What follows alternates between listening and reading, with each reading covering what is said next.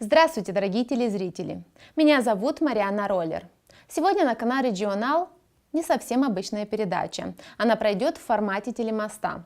Участниками передачи станут молодые люди из двух городов юга Молдовы – Камрата и Басарабяски.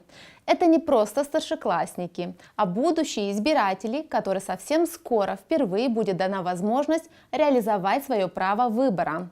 Но вот воспользуются они этим правом или нет, вы узнаете в ближайший час. Ребята, я вас приветствую из Кишинева.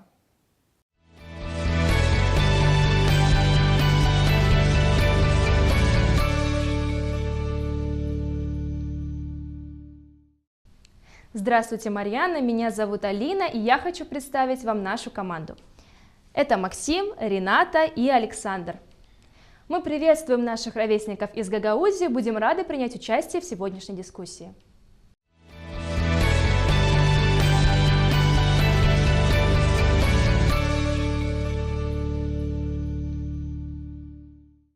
Всем привет! Это студия АТВ, город Камрат. Меня зовут Лена, и сейчас ребята тоже представятся. Меня зовут Лена. Здравствуйте, меня зовут Дмитрий. Всем добрый вечер, меня зовут Яна. И мы с нетерпением ждем, чтобы поделиться своими знаниями по данной теме, своим мнением. Передаем слово дальше.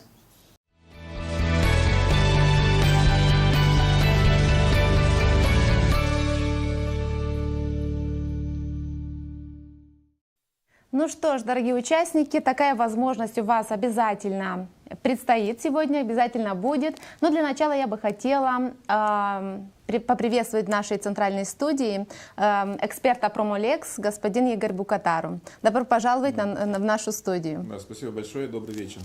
Как известно, 24 февраля господин Букатару пройдут выборы в парламент Республики Молдова. Как вы думаете, насколько высокой будет явка и сколько из этих избирателей будет молодежь? Ну, предугадать, какая будет явка, я думаю, что еще рано и где-то даже невозможно, но мы можем, к примеру, вот что было на президентских выборах у нас в Молдове, там явка избирателей, и это последние национальные выборы, которые происходили у нас в Молдове в 2016 году, и тогда было 53%. Если говорить про тренды, то есть, что начиная с 1994 года, когда были первые парламентские выборы, то нужно признать, что каждый год снижается явка. Этому есть разные причины, я думаю. Ну, одна из основных — это то, что наши граждане уезжают за рубежом. И в то же время, может быть, где-то они разочарованы в том, что происходит. Что касается этих парламентских выборов, мы увидим, что будет, поскольку нюанс в том, что это первые парламентские выборы, которые по новой системе, по смешанной системе. В данном случае, может быть, это будет интересно для граждан попытаться проголосовать именно используя два бюллетеня. То есть они, если будут голосовать и по национальному округу, и по одномандатному округу. А почему по статистике вот именно молодежь, молодые люди от 18 до 25 лет, вот именно самые пассивные? Все-таки эта ситуация связана не только с Молдовой. Ну, во-первых, от промежуток это времени или возраста. Возрастной, это, я думаю, что по закону, если взять, это 18-35 лет все-таки. И в данном случае я уверен в том, что, исходя из статистики, что все-таки доля избирателей 18-30 лет все-таки больше, чем мы говорим, если 18-25. Это всеобщая проблема, если можно так сказать, или тенденция во всем мире, что все-таки молодежи в юном возрасте, если можно так сказать, начиная с 18, меньше идет на выборы, может быть, в тем, что они, не знаю, это проводились, я думаю, исследования разные, но может быть из-за того, что они еще не работают, к примеру, еще не столкнулись с проблемами, то есть еще не понимают или не знаю, как они могут влиять на все это. Пока еще учатся, смотрят все вокруг, анализируют, и уже потом, исходя из того, что они для себя выявили, уже они делают свой выбор. Я поняла. Господин Букатару, как вы уже смогли убедиться, в двух местных студиях находятся две команды молодых избирателей, вместе с которыми нам предстоит сегодня обсудить такой важный вопрос, как молодежи выборы. Прежде чем мы перейдем к обсуждениям, я бы хотела провести небольшую такую интеллектуальную разминку, которая покажет, что знают эти ребята о выборах и вообще о праве на выборы. Да, давайте посмотрим. Да. Увидим, что будет. Итак, дорогие участники передачи из Камрата и из города Басарабяска, перед вами лежат 3 конверта. Да? Вы видите эти 3 конверта. В каждом конверте есть по одному вопросу. Постарайтесь ответить на эти вопросы, высказывать свое мнение. На каждый вопрос дается по 1 минуте для, скажем так, для обсуждения. После ваших ответов я попрошу нашего эксперта прокомментировать, и насколько правильными были эти ответы. И первую разминку начинает студия АТВ «Город Камрат». Передаю вам слово.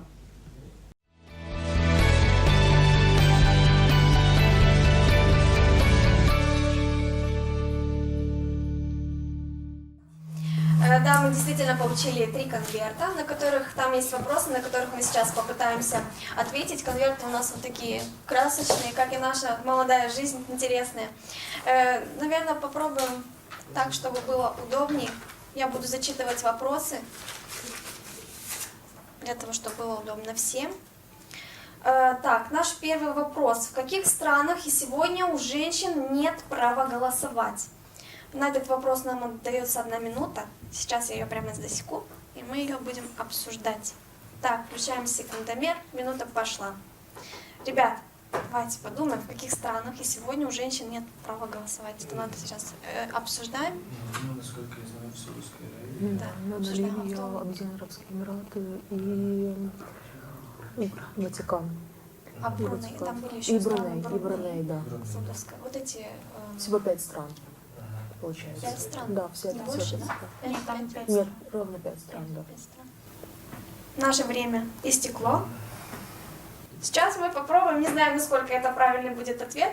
Кто хочет, ребята, кто смелый? Давайте я попробую. Лена, пожалуйста, ваше слово.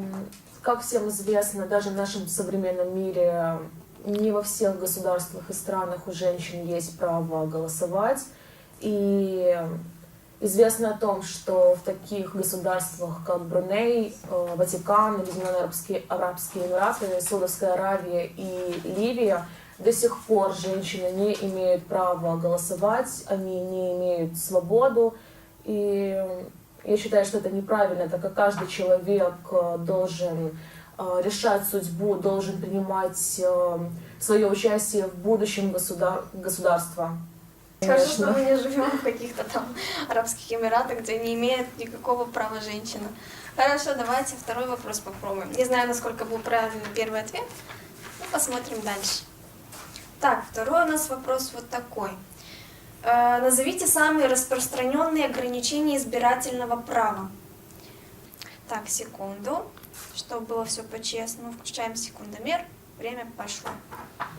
В каждой стране есть свои ограничения. Это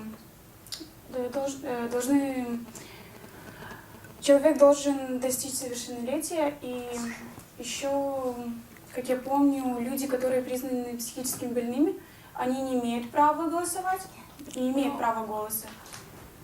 Ребята, вы как Ну, считаете? вообще, как бы, да, и на самом деле есть как бы большой ценз, на самом деле. В нашей стране это вот, Должны быть какие-то возрастной, ограничения, да, да. возрастной ценз. И, кроме этого, в некоторых странах есть также ценз, что люди, которые как бы уже были осуждены, Да, заключенные. Да, да, не не имеют имеют права права. голосовать. Хорошо, сейчас наше время закончилось. Сейчас мы попытаемся дать правильный ответ. Кто-то хочет ответить? Давайте я отвечу. Во всех странах существуют ограничения, какие-то либо свои ограничения. Человек, который не достиг совершеннолетия, он не может голосовать, не имеет, то есть, права своего выбора. И человек, который признан психически больным, он не имеет права. А также люди, которые уже были заключенными, считаются, тоже не имеют права голосовать. У нас в Молдове тоже то Да. самое. То То есть, же если самое, ты да, во заключенный, всех странах. несовершеннолетний, насколько? Хорошо. И наш третий вопрос. Сейчас мы посмотрим, что у нас там. Так, третий вопрос. В каких странах возрастной ценз самый низкий и в каких самый высокий? Мы как раз говорили про возрастной ценз, сейчас обсудим. Так, время пошло. Возрастной ценз Ну, в самый... основном совершеннолетие. 16. На 16 лет самый низкий. 15. Есть Даже же 15, есть же да. 15, да. Есть тоже 15. И, по-моему, в некоторых странах даже 21. До 21, да, там Самый колеблется. высокий, это может иметься в виду максимум, где Есть сколько такого максимум, возраста? да, максимум. До 70 И лет, что в Молдове. 75, по-моему, Да. самое последнее. В Молдове, по-моему, у нас до 70. Ну, на самом деле, ну, есть некоторые страны, которые даже конституционно запрещают максимальный ценз. И нет, ну, как бы, в России, допустим, насколько Нет знаю, ограничений. есть... До смерти, да? Да, да. Так, наше время истекло. Давайте попробуем ответить на последний вопрос. Кто хочет, кто смело. Да, давайте я отвечу. Вообще возрастной ценз обычно берется 18-21 год, да, по достижению совершеннолетия. Также я слышал, что есть и в Иране, по-моему, самый минимальный ценз возрастной, и он включает в себя с 15 лет до 21, да, 18-21 это обычные рамки возрастного ценза, и также есть максимальный ценз, то есть есть ограничения в максимальном возрасте, и насколько я знаю, это 70 и 75, по-моему. Но и тоже не во всех странах такое есть. Да. Ну что ж, мы попытались, как смогли, ответить на ваши вопросы. Сейчас посмотрим, насколько информированы ребята из Бессарабки. Вам слово.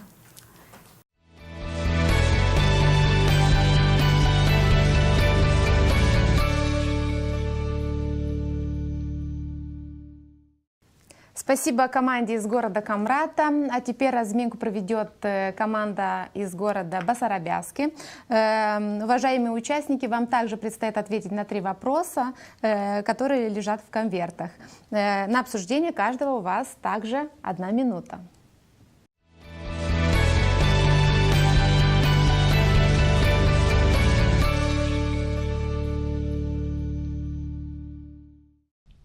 Спасибо, Марьяна. Надеюсь, мы тоже справимся с этой задачей.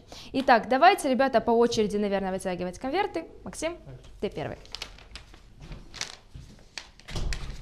В каких странах голосование является обязательным и какое наказание предусмотрено для тех, кто нарушил это законодательство? Так, я ставлю таймер, и в течение минуты мы обсудим этот вопрос. Да. В каких странах голосование является обязательным? Греция. В Греции. Короче, я знаю, что их 34 страны, из них исполняют только 10. Наказание, как правило, либо штраф, От либо $1. от 1 до 20 долларов, да, или... Не везде есть 215 евро, долларов. Так, в каких странах? Так, отвечай. каких Греция, странах? Арабские Эмираты, это точно. Ну, в Греции обязательно. Греция, арабские. Сколько стран? Бельгия, Аргентина. Сколько Бельгия. этих стран? 34 страны? 34, но исполняют только 10. Окей, что я беру отвечу. Некоторых это только условия. Хорошо. Бельгия, Арабские Эмираты и Греция. Да, хорошо. Ну, мы уже готовы. Первым будет отвечать Саша. Так, мы посовещались и пришли к выводу, что таких стран около 34, но не везде исполняется этот закон. Примерно в 10 странах этот закон исполняется. В этот список входят такие страны, как Греция, еще Арабские Эмираты и Бельгия. За это нарушение этого законодательства предусмотрен штраф в размере около $10, но в некоторых странах бывает больше этот штраф. Вот. Так, давай теперь Рена, наверное, будет вытягивать. В каких странах граждане добивались права на выбор самое длительное время и получили его сравнительно недавно? Так, пошло время. В каких странах граждане добивались? Последними были тоже эти мусульманские страны, но самые последние были Арабские Объединенные Объединенные Эмираты, да, ты в 2000. 11. Давайте я отвечу. Мы быстро справляемся с вами. У нас осталось еще 34 секунды, но мы уже готовы. На этот вопрос, пожалуй, отвечу я. Последней страной, которая добивалась права на голосование, были Объединенные Арабские Эмираты. Там право выбора удалось только в 2011 году. Но женщины до сих пор не имеют права голосовать в этой стране. Так, и давай, Саша, последний конверт. Так. Что тут у нас? В каком году граждане Молдовы получили право на выбор? Так, время пошло. Что? Давай уже, Рената, ответит. Хорошо. 1900. Когда присоединилась, Мгм. когда Россия аннексировала... Нет. Советский Союз. Когда присоединилась Молдова, Мгм. присоединилась в Советский Союз. Да. Стоит право девушек. Так, и ответит у нас Рената. Граждане Молдовы, вот мы посовещались, граждане Молдовы получили право на выбор в 1940 году, когда Молдова присоединилась к СССР, после того, как она вышла из состава Румынии. Вот это были все наши ответы, и я передаю слово Марьяне.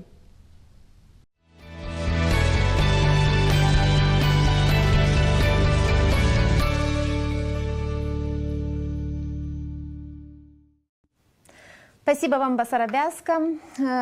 Господин Букатар, мы с вами слышали ответы молодых людей, как они справились с заданиями. Да, спасибо огромное за те ответы, которые они нам дали. Было интересно слушать, как они обсуждали, формат обсуждения. В то же время, да, есть и нюансы, но, в общем, я думаю, что в основном ответы были правильными или хотя бы в правильном русле. Видно, что они до этого изучали эти моменты, и за это их и поздравляю.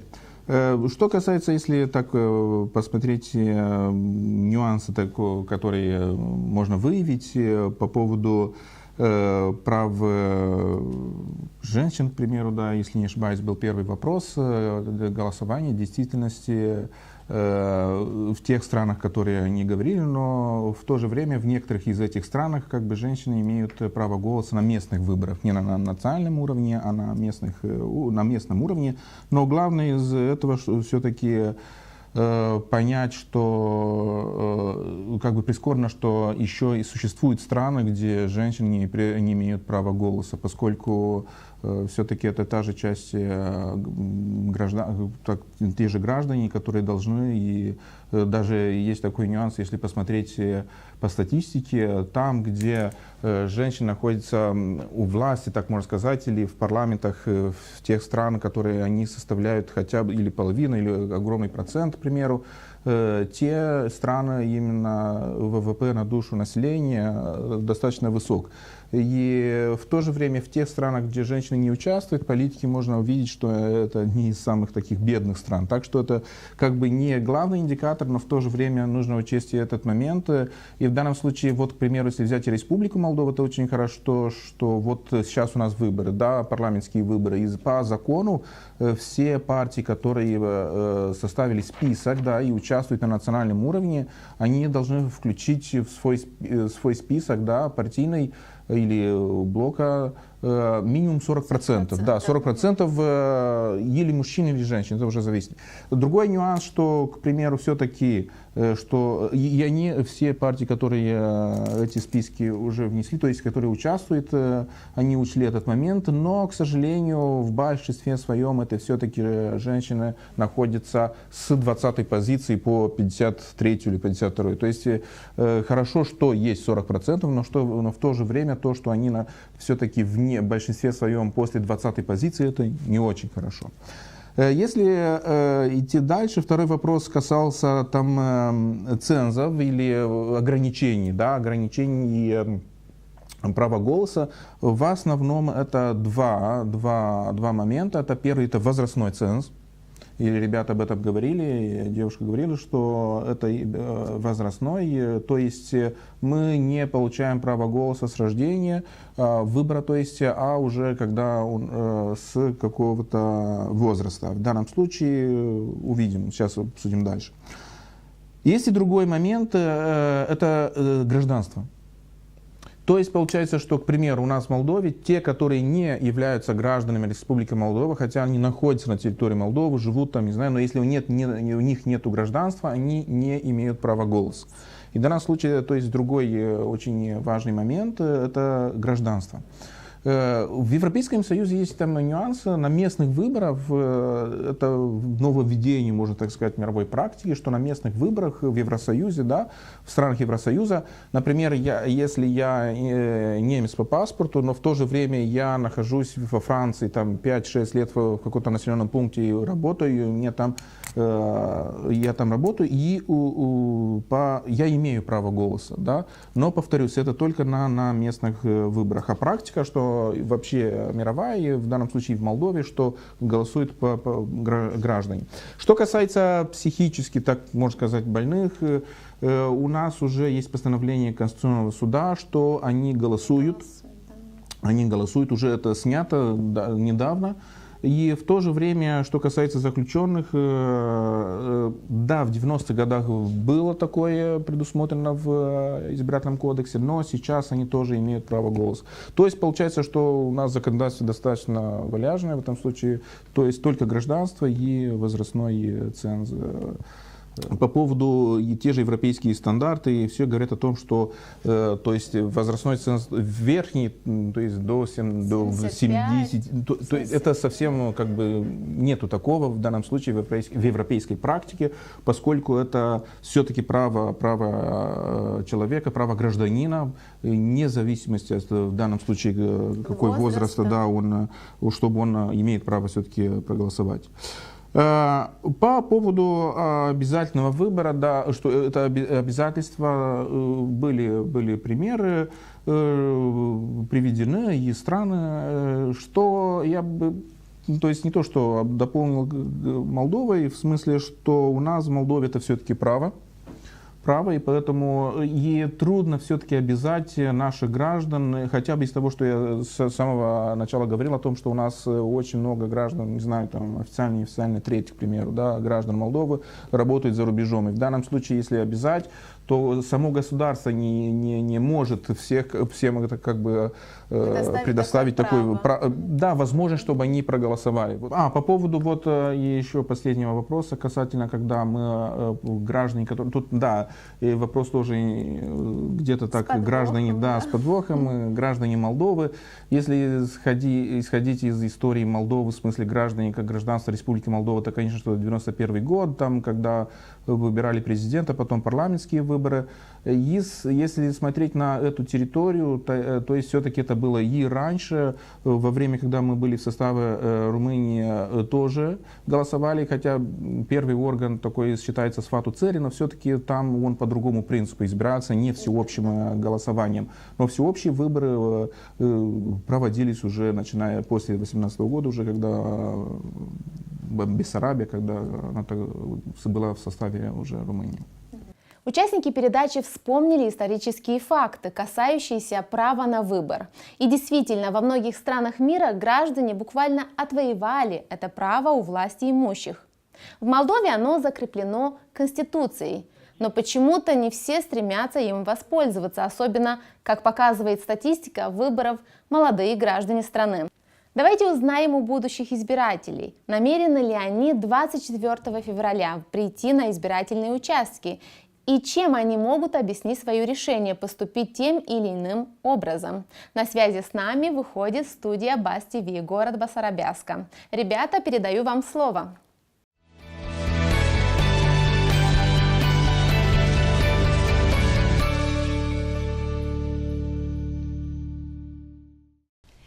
Как говорилось и ранее, явка среди молодежи, к сожалению, в нашей стране очень низкая. Несмотря на то, что у многих молодых людей все еще есть гражданство и прописка Республики Молдова, они живут за границей. И я думаю, что этот вопрос просто не учитывается, что в Молдове на самом деле очень мало молодых людей.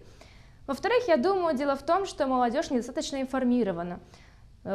Мне, моим ровесникам кажется, что вот наш голос, вот мой голос ничего не значит, один голос ничего не решит. На самом деле, я думаю, что должно проводиться больше дискуссий на эту тему, потому что не может от страны требовать человек что-то, в принципе, если он ничего для этого не сделал, он не попытался ничего изменить, никак на процесс выбора повлиять. Лично я пойду на выборы 24 февраля. Я не определилась еще с выбором кандидата и с выбором партии. Для этого у меня еще есть немножко времени. В общем, это все, что я хотела сказать. Теперь я предоставляю слово Саше.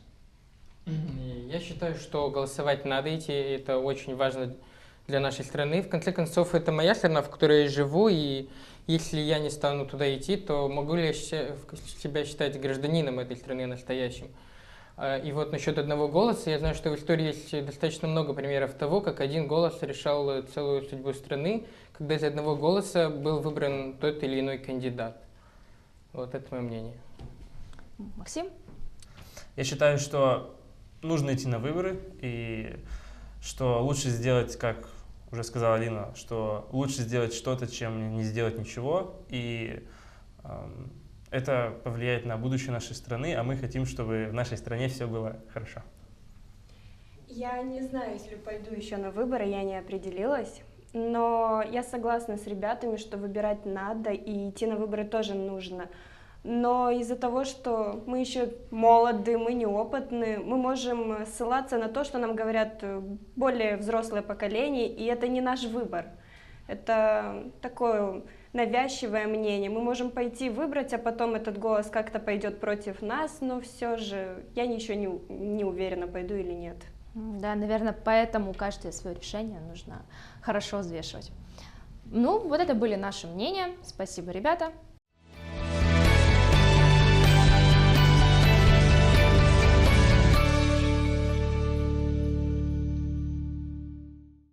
По тем же вопросам я попрошу высказаться участников передачи в Камраде.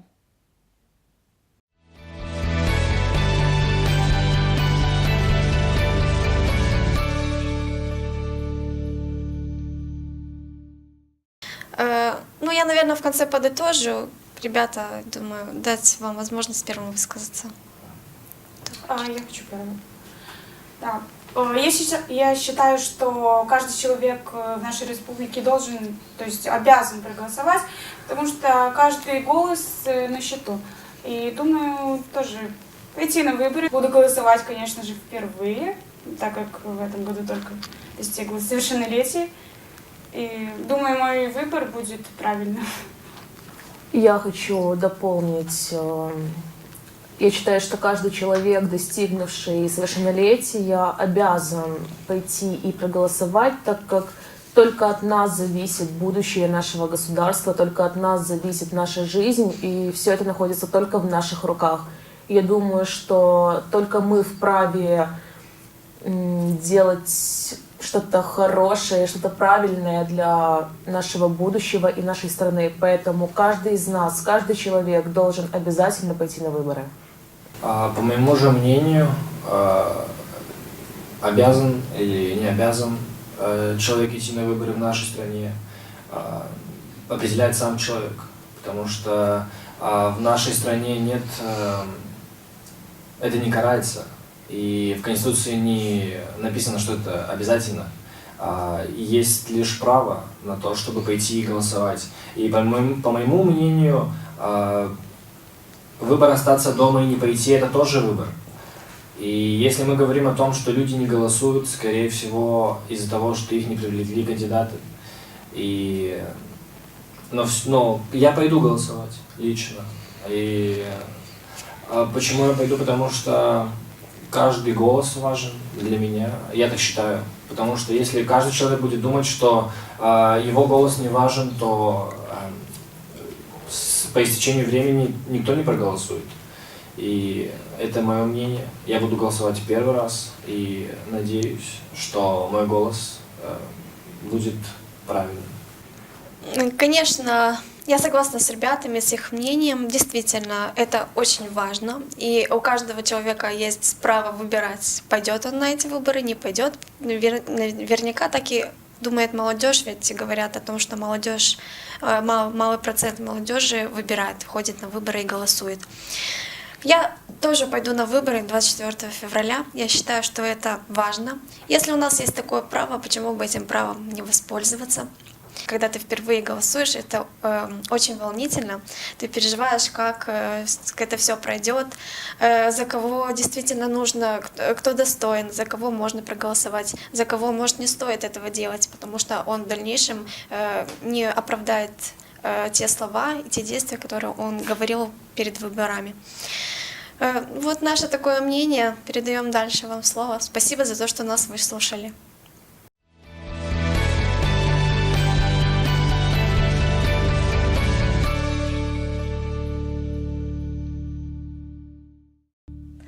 Ну что, вот так рассуждают 18-летние молодые люди, которым предстоит 24 февраля выйти на выборах. Можете прокомментировать, господин Букатару? Да, спасибо им большое за то, что они хотят прийти на выборы. Да, несколько моментов обсуждения из того, что они говорили, наши коллеги в студиях. Во-первых, это мы должны как бы для себя понять, что очень хорошо, когда мы имеем право выбора и имеем из чего выбирать. Эти два очень важный момент для тех же молодых людей, как бы, когда из кого есть выбрать из кандидатов, и ты для себя как бы принимаешь решение, вот это лучше или этот.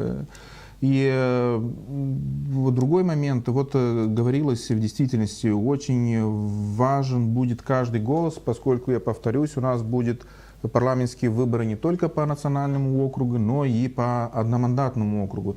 И тот нюанс, что если, исходя из данного тура выборов, оба кандидата, которые набрали наибольшее, у обоих будут тоже число голосов, то получается, что, исходя из закона, путем слепого жребия определят, кто из них депутат. То есть в данном случае именно, что каждый голос решает. Это еще один аргумент в пользу того, чтобы люди пришли, граждане, в том числе наши молодые коллеги, пришли на выборы. И вот очень интересная идея, исходя из того, что и в обеих студиях говорили, по поводу, что может быть один аргумент из того, что некоторые наши граждане, сограждане ходят на выборы, это то, что их все-таки не привлекли, то есть не сумели мотивировать кандидата. И вот вопрос как бы к нашим коллегам. Два вопроса, может быть. Если они знают, какой у них округ, номер округа, где они будут голосовать, и второй одномандатного округа, и второй вопрос, какие у них кандидаты, если знают свои, которые... Кто будет баллотироваться, да? Кто уже зарегистрирован, или кто хочет, поскольку не вся процедура уже пройдена. Вопросы, я полагаю, очень ясны. В преддверии выборов они резонны и логичны, конечно, для каждого избирателя. И мы передаем микрофон в Камрад. Ответьте, пожалуйста, на вопрос нашего эксперта.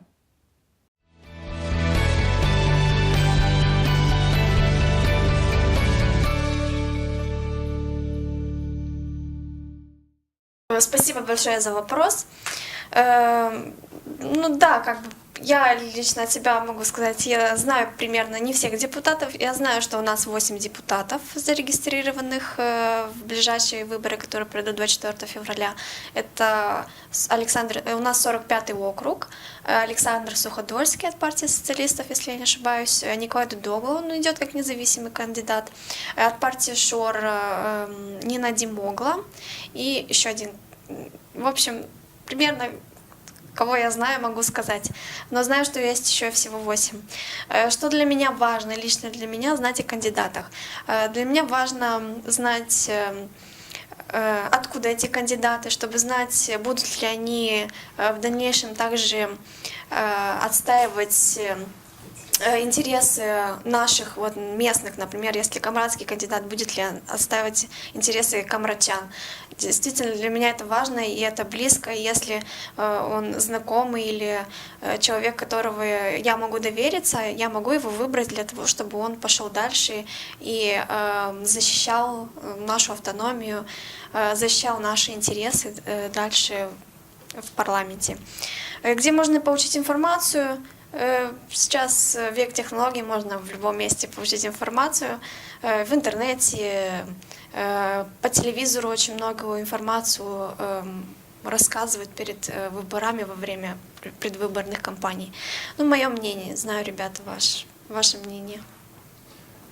Ну, насколько я знаю, да, у нас 45-й округ, и да, вы правильно сказали, что депутатов от нашего округа в количестве 8 человек. Для меня лично, что важно, это то, с каким, как его предвыборная кампания, что человек хочет сделать, что у человека есть в планах и что человек уже сделал.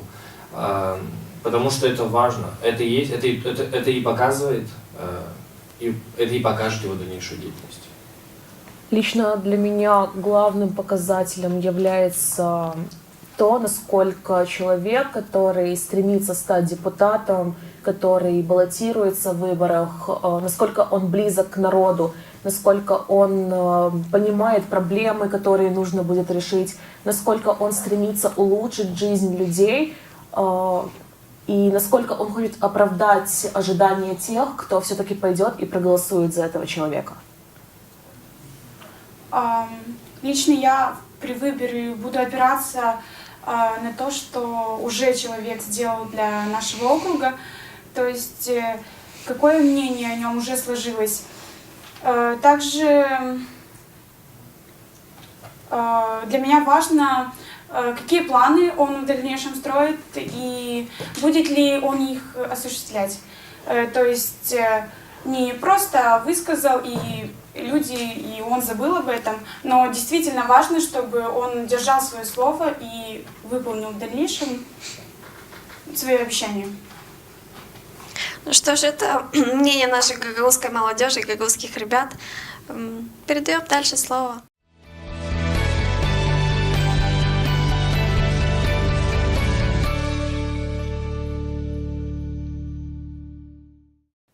Спасибо команде студии АТВ. А сейчас я попрошу выйти на связь студию Бас ТВ, город Басарабяска. Ребята, ответьте на вопрос, знаете ли вы, кто будет баллотироваться в вашем округе? А также знаете ли вы, где можно получить информацию о будущих депутатах?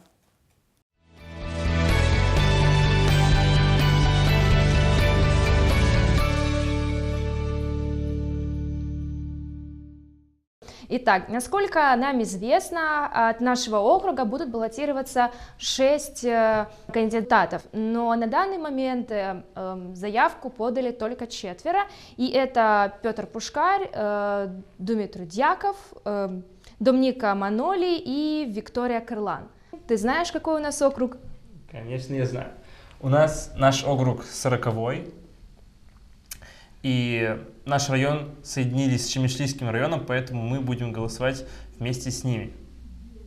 А откуда можно получить информацию? Лично я ближе к выборам все-таки зайду на сайт ЧекМД и узнаю все-таки, кто баллотировался, какие кандидаты, потому что сейчас 4, ты сказала, что их 6, по идее, должно быть. Ну вот, может, из тех 2, которые еще не подали заявки, все-таки решаться, и может кто-то из них не приглянется. Ну вот мы 3 учимся в одном классе, и у нас проводятся отличные уроки гражданского воспитания и истории, и нас там неплохо информируют об этом всем.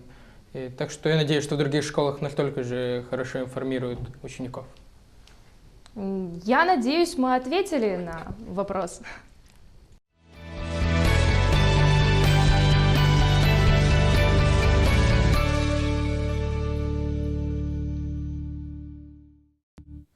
Итак, мы вновь вернулись в центральную студию. Господин Букатару, насколько, по вашему мнению, информированы молодые избиратели, будущие избиратели? Да, я как бы и был уверен в этом, что те, которые находятся в студию, очень информированы. И спасибо за информацию, которую они нам предоставили. Особенно понравилось то, что они даже пошли дальше, и каждый уже из них высказался, как бы, их кандидат, как он видит своего кандидата в депутаты, за кого бы он проголосовал. Это очень хорошо, поскольку мы видим, что они не то, что как бы хотят идти на выборы, но в то же время не знают, чего хотят, в смысле, за кого бы проголосовали. Они для себя уже составили портрет, да, данного кандидата.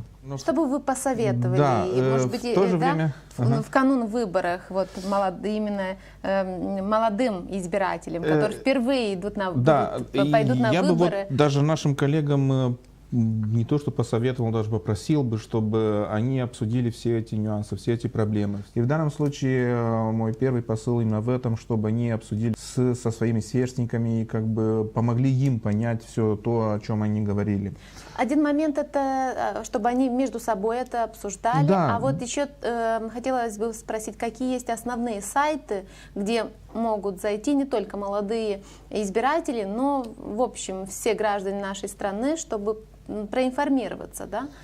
Да, вот коллега наша говорила уже о Check.Media, то есть ЦИК, сайт официальной Центральной избирательной комиссии, там рубрика «Леджер», там и русская версия, там Парламентарий выборы, 2019. Да, выборы 2019 года, и там могут и по округам одномандатным своим найти и весь список, которые уже зарегистрированы, которые подали документы, и то есть посмотреть.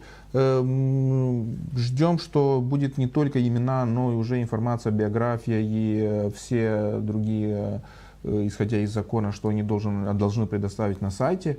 И по национальному округу то же самое. Они могут зайти в национальный округ, там поставить все список партий и выбрать, например, или просмотреть все партии, посмотреть в списках данных партий, какие люди находятся, чтобы они сделали свой выбор. В то же время я бы хотел, чтобы они обсудили и знали те нововведения, которые вот в канун выбора у нас произошли, и исходя из тех изменений в избирательном кодексе, только 3 нюанса я хотел бы. Ну, первый момент это, конечно, что это новизна в том, что, то есть, смешанная система, это то, что мы, когда подойдем, будем голосовать, то в основном это так с правила, что будут 2 бюллетеня. Один бюллетень это будет касательно парламентских выборов, поскольку в один и тот же день, напомним, будет и референдум. В то же время должны знать, что референдум, если хочешь голосовать, голосуешь, если не хочешь, не голосуешь. Как бы. Если вернуться к парламентским выборам, то у нас будет 2 бюллетеня. Один по национальному списку, где будет и имена партий и избирательных блоков, и другой бюллетень, где будет имена именно кандидатов, о которых вот сейчас наши коллеги говорили. Имена кандидатов и также от кого они, или независимые, или от какой-то партии с символом данной партии. Другой момент, уже тоже новизна, можно так сказать, это то, что должны знать, что исходя из нововведений в кодексе, законом предусмотрено, что агитацию можно делать и в субботу, и в воскресенье. И третий момент, чтобы они знали, и в то же время, чтобы наши граждане не боялись этого, как бы будут камеры. Камера будет установлена на стативе, да, и будет установлена возле урны. Будет возле урны, как бы с боковой стороны, чтобы не было видно как бы лица. То есть голос остается секретом? Да, голос по-любому секрет, поскольку, повторюсь, она будет снимать, эта камера, только урну, она не будет там установлена где-то там наверху или в другом месте, она будет на стативе и возле избирательной урны. И в то же время мы в нашей кабине проголосуем, то есть чтобы люди не боялись в данном смысле, что их голос будет кто-то снимать. За время передачи мы успели обсудить самые разные аспекты темы молодежи и выборы. Хочу отметить открытость и искренность участников из Камрата и Басарабяски. Обе команды, я знаю, подготовили еще и творческое домашнее задание, посредством которого выразят свое отношение к участию или наоборот, неучастию своих сверстников в предстоящих выборах. На этот раз первой выйдет с нами на связь студия Бас ТВ.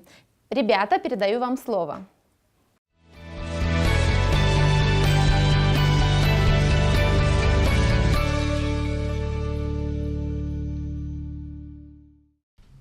Команда из Басарабяски готова представить свое домашнее задание.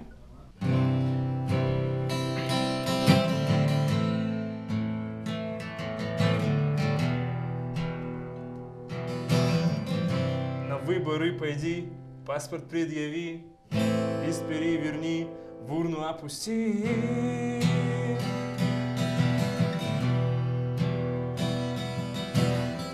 Знай, что это бюллетень, а не черновик, и ты уже избиратель, а не просто ученик. Все нашу жизнь мы идем ко дну, всю нашу жизнь мы ищем любовь, чтобы любить страну. Кто-то скажет, ее поздно спасать и поздно лечить. Плевать, мы ваши дети и хотим жить лучше, чем вы. Лучше, чем вы. Если тебя не станет, они будут играть голосами твоих друзей и голосами их друзей. Их просто меняют местами. Таков закон голосований, круговорот вождей. Ой, Молдова, если тебя не станет, они будут играть голосами твоих друзей и голосами их друзей. Их просто меняют местами. Таков закон голосований.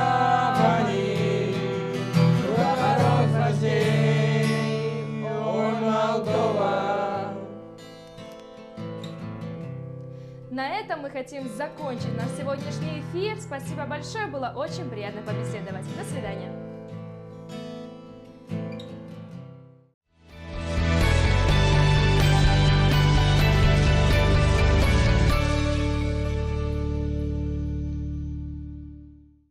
Оригинальное выступление, ребята, вы молодцы, конечно. А теперь я попрошу продемонстрировать свое домашнее задание и команду студии АТВ.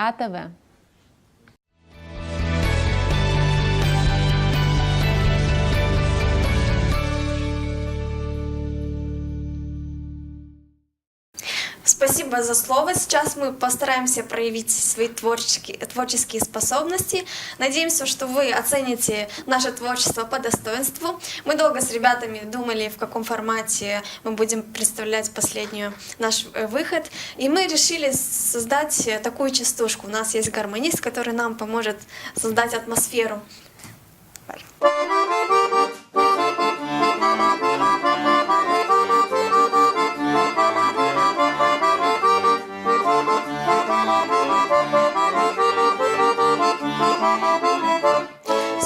Выборы у нас, все об этом знают, но зачем голосовать, долго размышляю.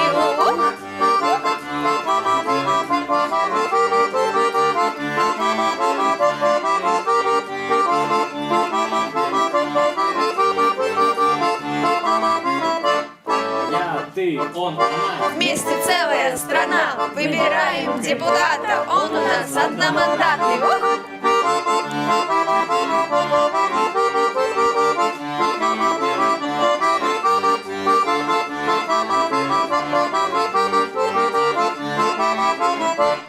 Молодежь, ты не обманешь, не получишь кандидат. Если вдруг нас заколпатишь, не получишь свой мандат.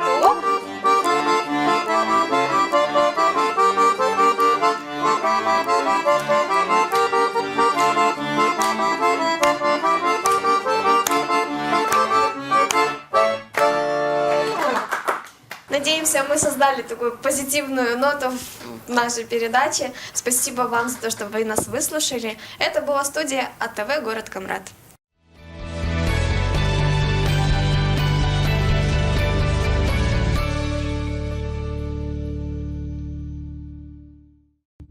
Ребята, вы молодцы, конечно.